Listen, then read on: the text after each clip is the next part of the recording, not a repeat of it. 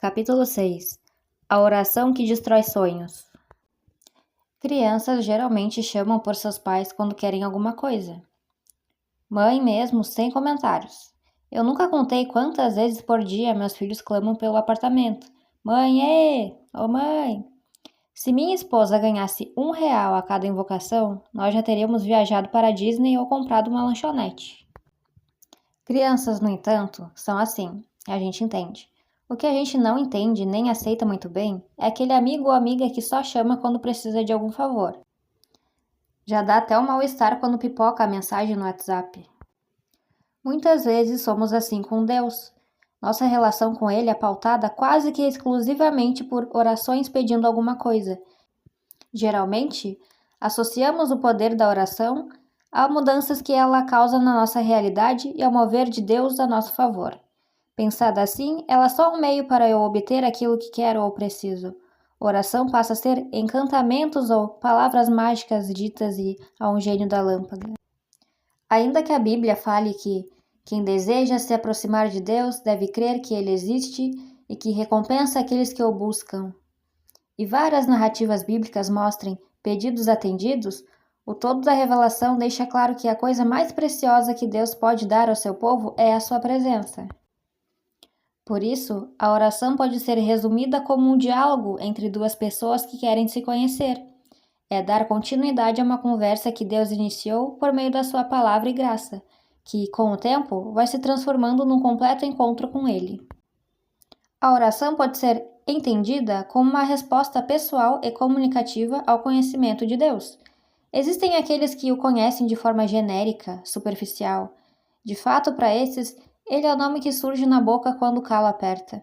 É o gênio da lâmpada e aquele que abençoa. A relação é pautada pela bênção e proteção, ou, nas palavras de Keller, é um instinto humano de pedir ajuda com base num senso muito geral e desfocado de Deus. No entanto, existem aqueles que nasceram de novo e oram por meio do Espírito Santo. Esses tiveram a visão de Deus clareada pelas Escrituras, e para eles, a oração é muito mais do que petição. É rendição à soberana vontade de Deus. Afinal, o ouvir procede o pedir. Isso é, se as nossas orações são respostas ao que o Senhor falou em sua palavra, os nossos pedidos se tornam secundários. Repito, secundários, não desnecessários. Um discípulo verdadeiro também tem desejos para apresentar ao Pai. Veja o apóstolo Paulo. Nas cartas dele, podemos ler algumas de suas orações. O que impressiona é a essência dessas orações. Para ele, o motivo que o leva a ficar de joelhos está em seus leitores conhecerem a Jesus e terem os olhos do coração iluminados por ele. Abre aspas. Paulo vê esse conhecimento mais profundo de Deus como algo mais importante para receber do que a transformação das circunstâncias. Conhecer melhor a Deus é do que necessitamos acima de tudo se pretendermos enfrentar a vida, sejam quais forem as circunstâncias. Fecha aspas. A partir do momento que temos essa compreensão, o pedi e dar-se-vos-á ganha outro significado. O tudo que pedires em meu nome recebereis muda. A prioridade da nossa oração passa a ser o próprio Deus, não a realização dos nossos sonhos. Pedir em nome de Jesus também significa pedir o que Jesus pediria. Eu não irei escrever um tratado sobre oração. Falta espaço, competência e experiência para isso. Porém, quero elencar aqui alguns princípios fundamentais para a nossa vida de oração a partir do que Jesus nos ensinou na oração do Pai Nosso. Ela é a resposta de Cristo ao pedido dos discípulos. Senhor, ensina-nos a orar. E penso que também deve ser o nosso. Jesus nos deu esse modelo de oração para guiar as nossas palavras e nossos afetos. É fato que não sabemos orar como convém. Sem guia, percorreremos os caminhos do egoísmo, como Tiago já nos alertou. E quando pedem, não recebem, pois seus motivos são errados. Pedem apenas o que lhes dará prazer. Para Tiago, a oração nasce dos desejos, mas uma vez que nossos desejos encontram-se confusos e desordenados, as orações também acabam sendo frutos dessa desordem. Ele afirma que oramos, mas não temos nada, porque nossos corações e súplicas nascem de nossas vaidades. Precisamos de uma oração mestra, de um guia nessa vida de relacionamento com Deus. Se usarmos a sequência e os temas apresentados no Pai Nosso, teremos uma reordenação dos nossos desejos e afetos, como John Wesley ensinou. O objetivo da sua oração não é informar Deus, como se ele não soubesse o que você quer. A oração é para você se informar. É para pensar no sentido dos seus desejos mais profundos. Aliás, nossas orações são um verdadeiro teste dos nossos desejos. Nada que merece ter um lugar em nossos desejos deixe de merecer um lugar em nossas orações. Aquilo pelo qual não podemos orar também não deveríamos desejar. Jesus ensina a orar. Portanto, orem da seguinte forma: Pai nosso que estás no céu, santificado seja o teu nome. Venha teu reino, seja feita a tua vontade, assim na terra como no céu. Dá-nos hoje o pão para este dia, e perdoa nossas dívidas, assim como perdoamos os nossos devedores. E não nos deixeis cair em tentação, mas livrai-nos do mal. Pois teu é o reino, o poder e a glória para sempre. Amém. Mateus 6, versículo 9 ao 13. Antes de qualquer coisa, é preciso deixar bem claro que essa oração pertence a todo o povo de Deus. Se você nasceu no catolicismo, talvez até tenha lido a oração no ritmo que fazia ou faz nas missas. Se nasceu evangélico, dependendo da vertente, pode ter a tendência em pensar que repetir essa oração é coisa de católico. Mas não, essa oração é de todos, os que creem e podem ser repetida, desde que com consciência do que se repete. Aliás, sobre repetições, eu me lembrei de um acontecimento. Certa vez, numa conferência fiel para pastores e líderes, 2 amigos estavam olhando um material de orações dos puritanos. À época, zoei dizendo que achava um absurdo comprar um livro com orações de outras pessoas. Afinal, onde está a intimidade e a espontaneidade do falar com Deus? O tempo passou. Um dia, durante o culto, um pastor pediu que repetíssemos a oração dele. A minha mente se abriu na hora, porque não achava estranho repetir uma oração genérica de um pregador, mas tirava sarro de quem lia e tomava para si orações de pessoas piedosas do passado. Comecei então a lembrar-me das vezes que já havia usado os salmos como oração ou até mesmo letras de canções. Desde então não vejo problemas em irmãos que, consciente e intencionalmente, usam livros de orações para seus momentos com Deus, ou naqueles que se apoiam nas palavras do Pai Nosso. Ao falar de oração em Mateus 6, Jesus não estava condenando a repetição, mas sim a repetição de frases vazias. Ele mesmo ensinou uma oração aos seus discípulos para ser repetida? Como afirmou N.T. Wright, abre aspas, parte da nossa dificuldade aqui é que nós, modernos, estamos tão ansiosos em fazer as coisas do nosso jeito que qualquer tipo de ajuda parece tirar nossa autenticidade, já que não vem do nosso próprio coração. Por isso, hesitamos em usar as orações de outras pessoas. Fecha aspas. Às vezes, faltam palavras quando oramos, portanto, replicar o que outras pessoas falaram a Deus, compartilhando suas dores ou dúvidas, pode ser um caminho. Nós nos apropriamos dos termos como se fossem nossos. A oração do Pai Nosso reflete tudo o que Jesus fez e ensinou, mas do que nos ensinaram um modelo de oração, ele está falando de um estilo de vida. Afinal, foi Jesus quem andou dizendo que era chegado o tempo de honrar o nome do Pai, de estabelecer o seu reino assim na terra como no céu. Foi Jesus quem alimentou multidões com pão no deserto. Foi Jesus quem perdoou pecadores e disse a seus seguidores que fizessem o mesmo. Foi Jesus quem enfrentou resoluto o tempo da prova, para que outros pudessem ser poupados, e foi Jesus quem inaugurou o reino de Deus, exerceu o poder de Deus, morreu e ressuscitou para manifestar a glória de Deus. Por isso, quando oramos o Pai Nosso, estamos assumindo um compromisso com o que Deus fez e ainda está fazendo neste mundo. A nossa oração reconhece a primazia dos planos dele em relação aos que elaboramos. Segundo Stott, o conteúdo das nossas orações será afetado de 2 formas. Primeiro, os interesses do Senhor terão prioridade, teu nome, teu reino e tua vontade. Segundo, as necessidades que temos serão totalmente entregues a Ele. Dá-nos, perdoa-nos, livra-nos. Pai nosso que estás no céu. Ser um discípulo de Jesus vai além do papel de um aluno aos pés de um mestre. É ser filho de um Pai amoroso. Cristo veio ampliar a família de Deus, antes restrita aos fiéis da nação de Israel e desde então estendida a todos que nele creem. Jesus também abriu o caminho para a intimidade com o Pai, visto que ninguém antes na história bíblica teve a ousadia de falar com Deus de forma tão familiar. Como uma criança fala a seu pai, com simplicidade, intimidade e sem temor. Portanto, não há dúvida alguma de que a palavra Abá, utilizada por Jesus para dirigir-se a Deus, revela o próprio fundamento de sua comunhão com Ele. As palavras de Jesus expressam simplesmente uma experiência cotidiana. Só um pai e um filho é que se conhecem mutuamente. Em Gálatas 4:6, Paulo afirma que o Espírito foi enviado aos nossos corações e ele clama Abba, Pai. Portanto, somos autorizados a chamar Deus de Papai, pois também somos filhos. E mais, segundo o pensador cristão J.I. Parker, abre aspas, se quiser julgar até que ponto uma pessoa entendeu o que é cristianismo, descubra que valor ela dá ao fato de ser filho de Deus e a ter Deus como seu pai.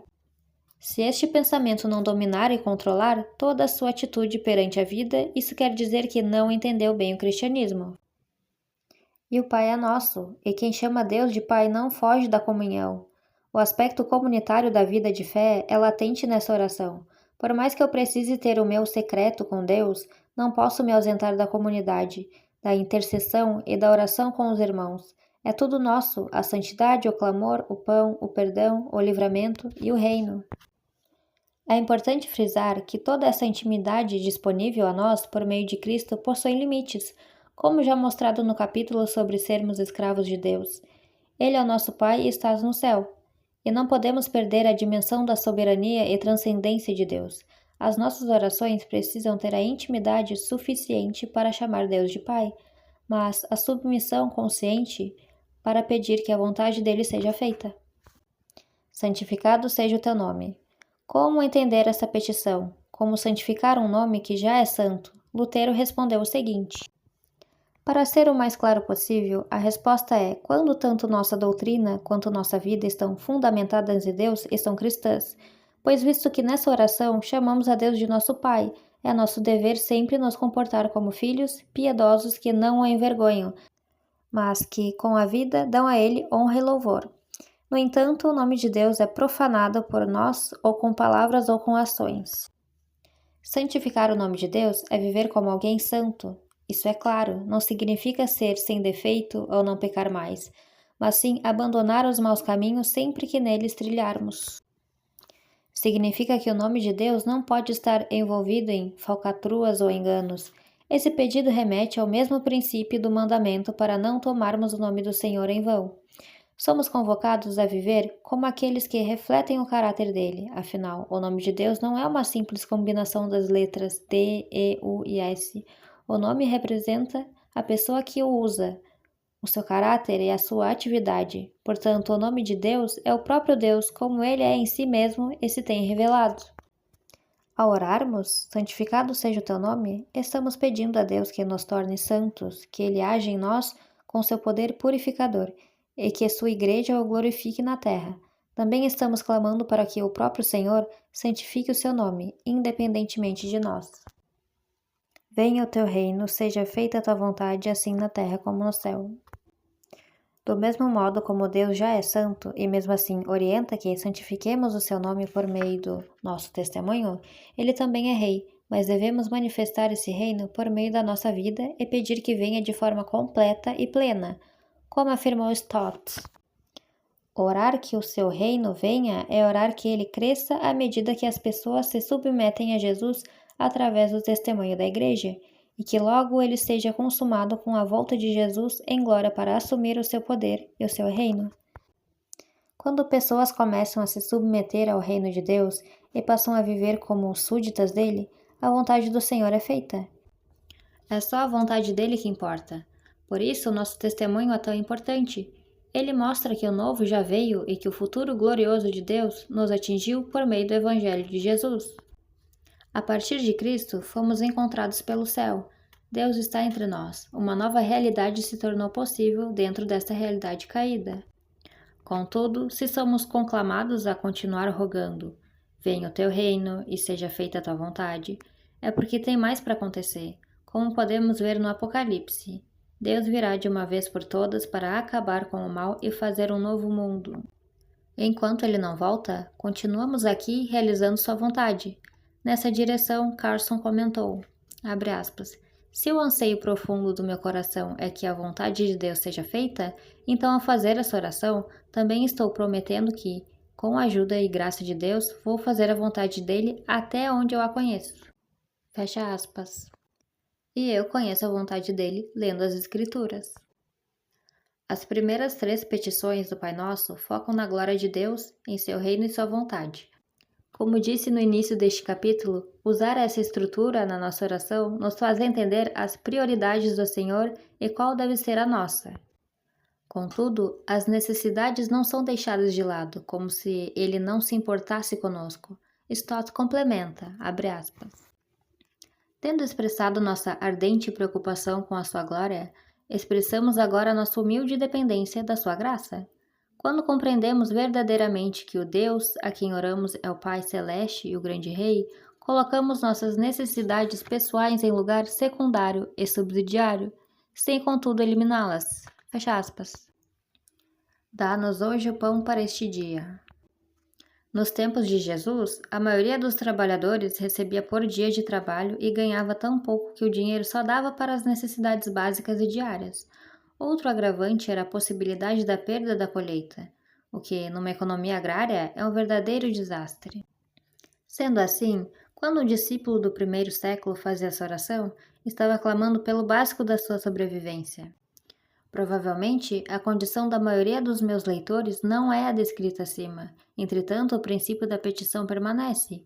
O pão representa o essencial para a vida, aquilo de que realmente precisamos. Ao orarmos e meditarmos nessa petição, quem sabe nos daremos conta dos excessos da nossa cultura ocidental e da nossa própria vida.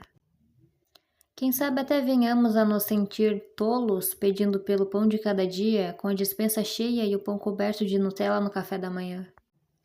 Obviamente, Deus não é contra a prosperidade financeira, mas a Bíblia sempre exortou sobre os perigos das riquezas, e muitas vezes as nossas orações revelam um coração desejoso por riquezas e conforto deste mundo. Precisamos entender que o Senhor não é obrigado a atender ao nosso pedido por creme de avelã. Por outro lado, Ele jamais deixará faltar o pão de cada dia. Lutero tem um conceito interessante sobre essa petição. Abre aspas. Pois quando mencionas pão diário e o pedes, oras por tudo que é necessário para que possas ter e usufruir do pão diário. E por outro lado, te voltas contra tudo que impede de tê-lo e desfrutá-lo. Portanto, precisas deixar teus pensamentos vaguear e te voltar para muitas coisas que não só para o forno ou saco de farinha. Antes precisa pensar no campo e na terra, que produzem e trazem a nós o pão diário e todo tipo de alimento.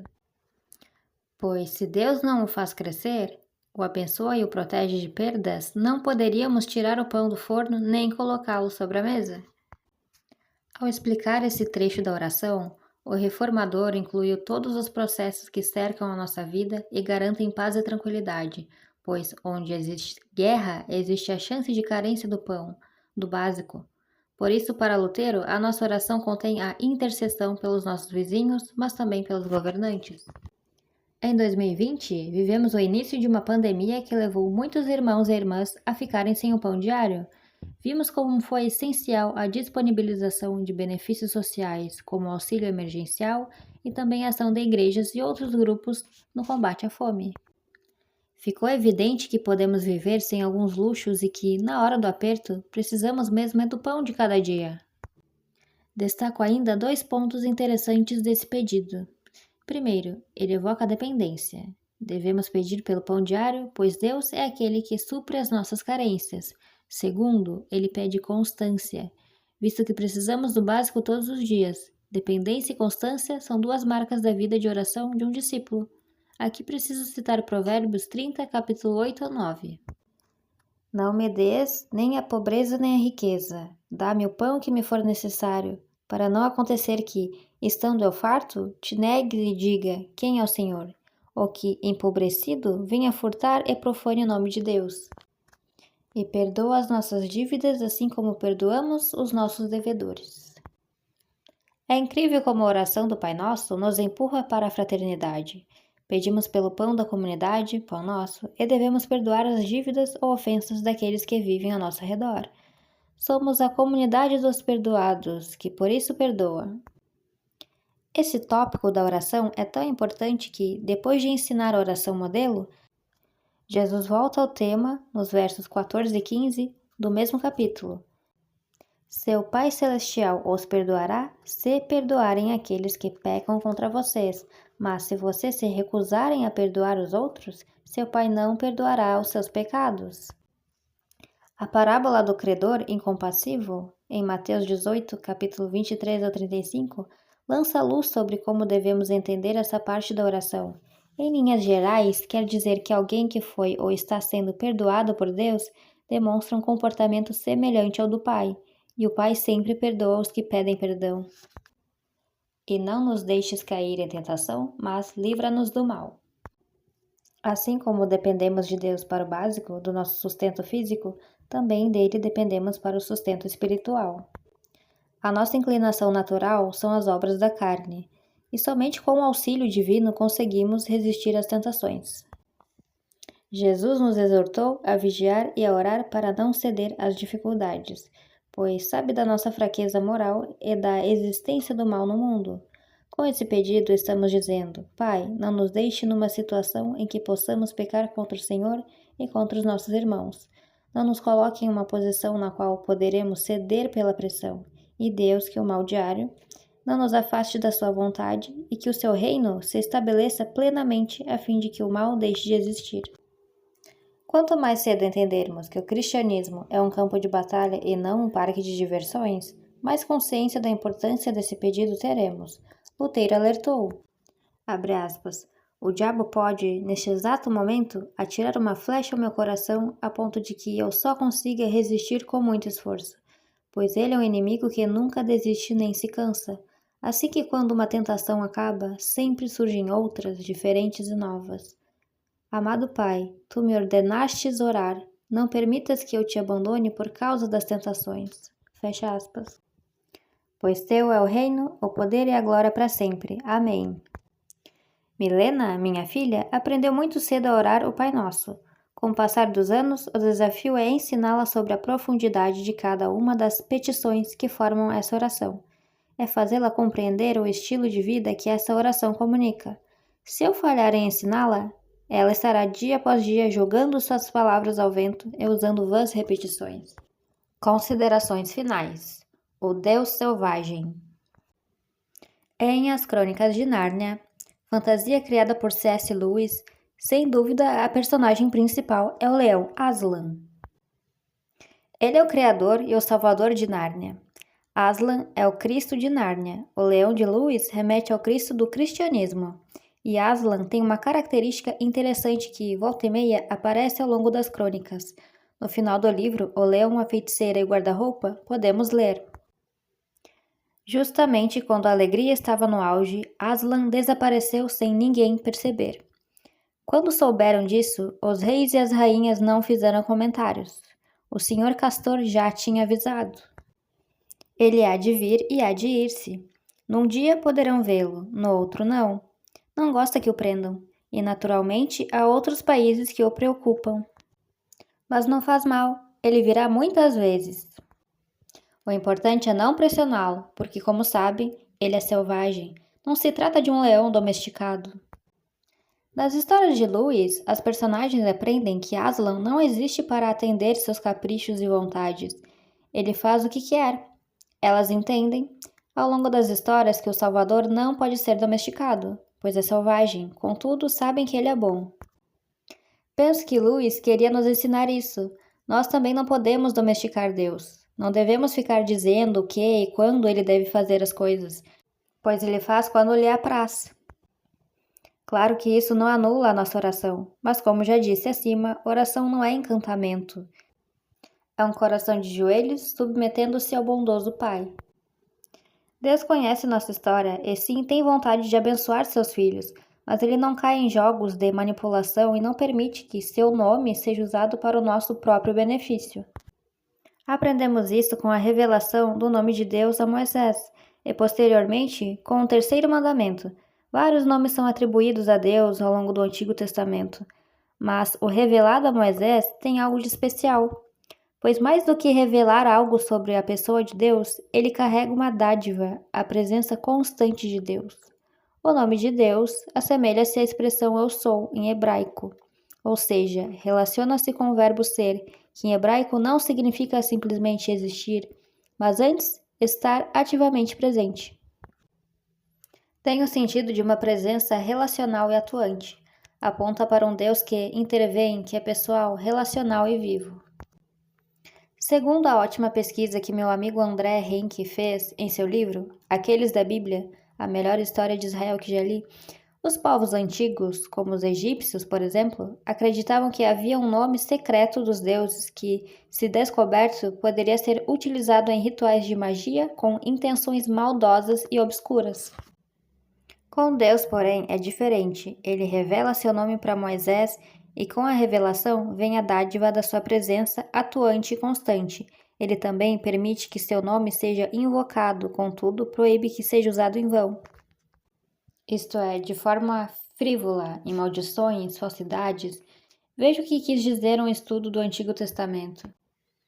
Envolver o nome de Deus em falsidades é proclamar algo falso em nome de Deus. A igreja que anuncia uma teologia falsa é culpada de violar esse mandamento, pois associa o nome de Deus a um ensino falso. Alguns pregadores usam o nome de Deus para enriquecer, fingindo ministrar ao povo de Deus, quando na verdade estão espoliando. Outros cristãos usam o nome de Deus para levar adiante seus projetos pessoais, afirmando que tiveram visões e receberam orientações da parte de Deus, quando isso não aconteceu. Todos são exemplos práticos de violações do terceiro mandamento. Esse é o Deus que destrói sonhos, o Deus que zela pelo seu nome e pelo seu povo, que não se agrada de estar envolvido em projetos humanos de poder e de ambições, um Deus que espera obediência e reverência, um Deus que deve ser temido. Nossa geração fala muito de paixão e intimidade com Deus, contudo, trata-se de uma relação não mediada pela palavra, mas pelos sentimentos. Durante o tempo que tirei para fazer a pesquisa para este livro, percebi muita gente chorando e chamando Deus de papai na hora do louvor, além de várias pregações emotivas. No entanto, me pareceu faltar uma ideia do papel da igreja na missão de Deus, derivado talvez de pouco entendimento sobre a Bíblia. Para ilustrar bem esse ponto, cito um testemunho que vi em um talk show do SBT. Naquele episódio do programa estava um jovem pregador que roda o Brasil contando o seu testemunho. Num determinado momento da entrevista, o apresentador fez uma referência ao texto de Paulo em 1 Coríntios 13, e o jovem pregador não fazia ideia do que dizia aquele capítulo. Estamos falando de um texto quase tão conhecido quanto o Salmo 23, que já foi tema de poemas e canções. Perceba, eu não duvido de que aquele pregador tinha tido um encontro com Jesus e que o ama profundamente, mas me questiono quanto ao que ele prega Brasil afora. Suas pregações são baseadas só no seu testemunho de conversão, que é relevante apenas porque ele trabalhou como apresentador de televisão e já foi famoso? Essa intimidade, testemunhada por muitos pregadores e cantores, se revela rasa demais. Mostra uma relação sem compromisso e com falsa paixão. Eu digo falsa paixão por não representar um ajuste real com Deus e sua obra. Na Bíblia, paixão não tem muito a ver com o nosso sentimento romântico moderno. Aliás, não existe um mandamento de nos apaixonarmos por Jesus. Se quisermos falar de paixão, que falemos a partir do exemplo de Cristo. Qual é o nome da sexta-feira em que Jesus foi crucificado? Sexta-feira da Paixão, certo? Aqui, paixão está ligada à obediência e ao sofrimento. Então, aqueles que se dizem apaixonados por Jesus devem ter a paixão de Cristo. Ser biblicamente apaixonado por Deus é cumprir os seus mandamentos, mas como obedecerei aquilo que não conheço? Jesus é enfático, abre aspas. Por que vocês me chamam Senhor, Senhor, se não fazem o que eu digo? Fecha aspas. Logo depois de mandar essa cajadada, ele conta a parábola dos dois fundamentos, ou dois construtores. Na passagem, o homem que ergueu a sua casa firmada na rocha é o prudente, enquanto aquele que a construiu sobre a areia é o insensato. Joshua Harris atentou para o fato de que o construtor insensato só descobriu a sua imprudência quando vieram as águas e derrubaram a casa. Durante todo o processo de construção e moradia, ele achou que estava no caminho certo e que tinha feito um bom trabalho, mas acabou traído pela ânsia de terem menos tempo, já que não se preocupou com a fundação, apenas com uma boa casa que tivesse vista para o mar. Essa espiritualidade imediatista e sem preocupações com a fundação é contrastada com a espiritualidade paciente e prudente. Estar firmado na rocha é estar edificado nos ensinamentos de Jesus, ou seja, ter como fundamento a boa doutrina e não arrepios, experiências místicas ou recebimento de bênçãos. Sabedoria é ouvir Jesus e colocar em prática seus ensinamentos. Na mentalidade bíblica, ter o conhecimento e não o praticar é insensatez. Como podemos ler na parábola, o construtor que teve a sua casa destruída pelas águas também ouviu os ensinamentos, mas não os praticou. Ele, quem sabe, estava mais preocupado com os seus sonhos e projetos do que com a missão. Não permitiu Deus destruir seus sonhos e isso levou à ruína. Ter as nossas emoções mobilizadas pela presença de Deus em um momento de oração ou louvor comunitário é muito bom. Ser agraciado com um milagre ou uma oração atendida é motivo de grande alegria. Porém, ser um cristão espiritual vai além disso e requer preparo nos fundamentos e um conhecimento doutrinário sólido. Penso que começa a ficar claro que, para um discípulo de Jesus, não tem essa de viva seus sonhos, pense grande e coisas do gênero. O discípulo verdadeiro assume um compromisso com Deus que implica em negar a sua vontade para viver a vontade dele. Não é fácil, mas ele vai gastar a vida tentando, afinal, o Evangelho o constrange a isso. É sempre importante lembrar que somos alunos nessa escola de Cristo. Mesmo os discípulos que andaram com Jesus e viram todos os milagres da sua obra tiveram fraquezas e nem sempre acertaram. Pedro, por exemplo, agiu de forma hipócrita, sendo censurado por Paulo, o qual, aliás, admitiu ser o maior dos pecadores. Então, nunca se esqueça dessa nossa condição de aprendiz e saiba que Deus não desampara um coração arrependido. Como ouvi certa vez, ser discípulo de Jesus é, acima de tudo, estar aos pés de Cristo. Outro ponto importante que devemos ter em mente é que a entrega não garante salvação. Deus não se impressiona com pessoas que fazem o bem e as leva para o céu só porque fazem o bem. Evangelho não é o ser humano em direção a Deus com mãos cheias de boas obras para trocar por uma coroa. Evangelho é Deus em direção à criação, com mãos cheias de sangue, trocando a coroa pela cruz. O Evangelho é, então, antes de qualquer coisa, um relato sobre a obra de Cristo a nosso favor. É por esse motivo e dessa maneira que o Evangelho é salvação pela graça. O Evangelho é boa notícia porque se trata de uma salvação realizada a nosso favor. É uma boa notícia que cria uma vida de amor, mas a vida de amor não é em si o Evangelho. Bem, se eu estivesse com amigos na pizzaria conversando sobre isso e alguém citasse essa definição do Keller, só diria, passa a régua e fecha a conta.